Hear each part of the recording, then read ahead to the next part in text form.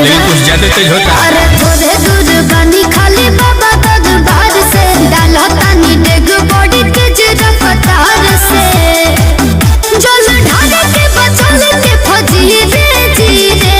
अरे संभल के तो छलके कमरिया तो चल धीरे चल भौजी धीरे धीरे। अच्छा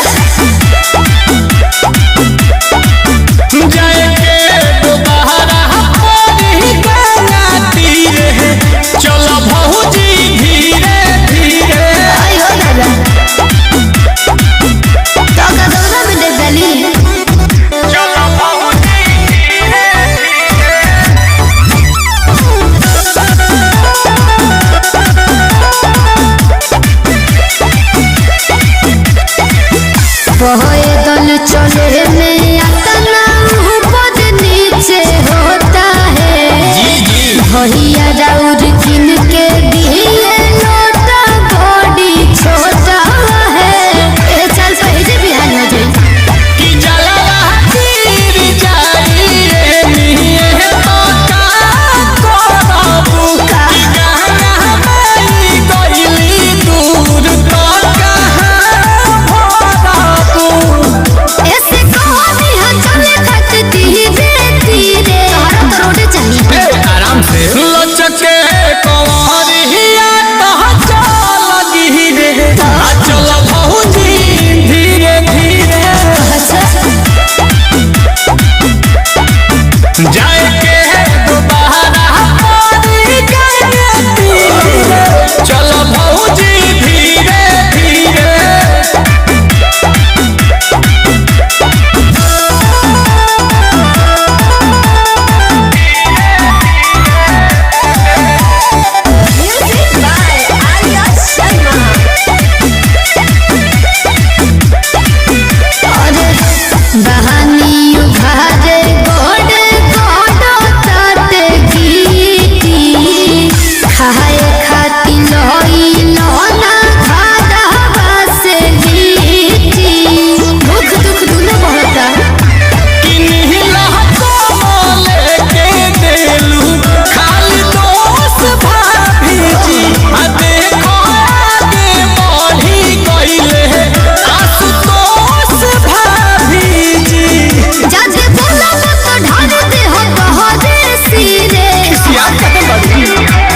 छलके कमरिया तो चल धीरे चल भौजी धीरे धीरे।